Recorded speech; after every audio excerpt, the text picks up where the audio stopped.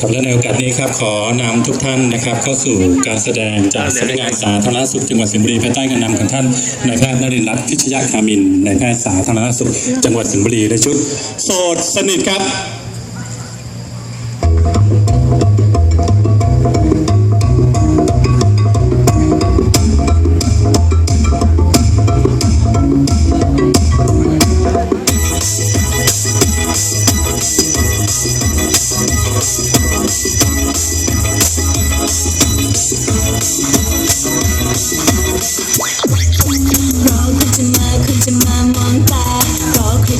ใครจะมาดูแล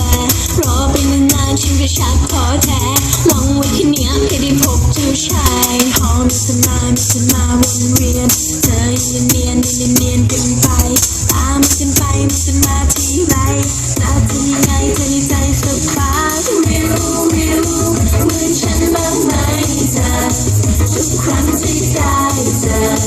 อยากมีความรักอยู่ที่นี่ยังโสดอยากรักมาโลดเธอใช่ไหมที่ฟ้าโปรดยังโสดอยู่ที่น้อยก็โสดถ้าจะพร้อมก็โดดเข้ามารักกันฉันไม่โหดน้องใจดีแต่ที่ไม่เจ้าชู้พี่ดูแล้วท่าทางโอเคน้องยินดีแต่ที่ไม่ล้อเล่นพี่แกเรน้องก็คงใจโดนอนตอนกลางคืนมันก็ยังเซ็ง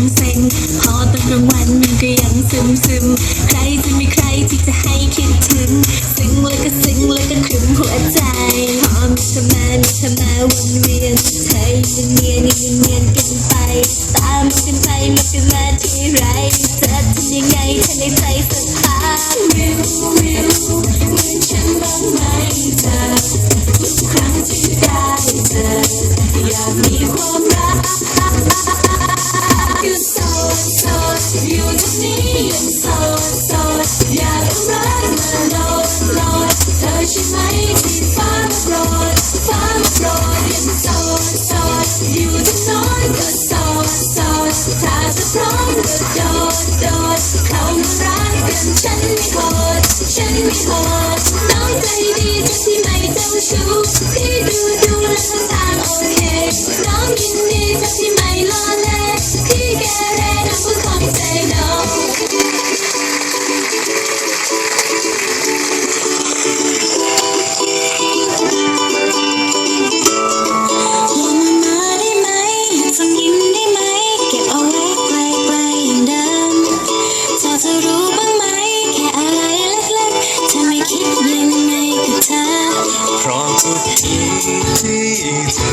กระเธอมาใกล้กันใจฉันก็ลอยที่เห็นเธอคอยสบตากับฉันอย่างนั้นขอได้ไหมที่ทำใจฉันลายขอได้ไหมแค่ทำไปมีเวลา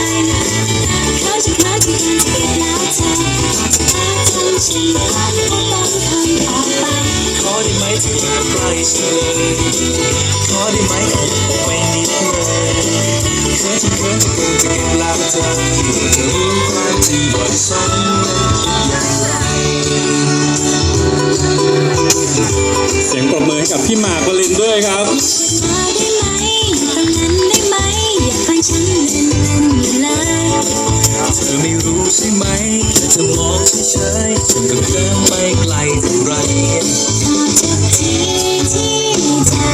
กระเธอมาใกล้กันใจฉันก็ลอยที่เห็นเธอคอยสบตากับฉันอย่างนั้นขอได้ไหมเธออย่ามาใกล้ฉันเลยขอได้ไหมขยับออกไปนิดเลยเขินจะเกินจะเก็บแล้วเธอก่อนจะเดินจนฉันต้องรักคำต่อไปขอได้ไหมเธออย่ามาใกล้ฉันเลยขอได้ไหมขยับออกไปนิดเลยเขินจะเกินจะเก็บแล้วเธอจะรู้ความจริงว่าฉันนั้นคิดอย่างไร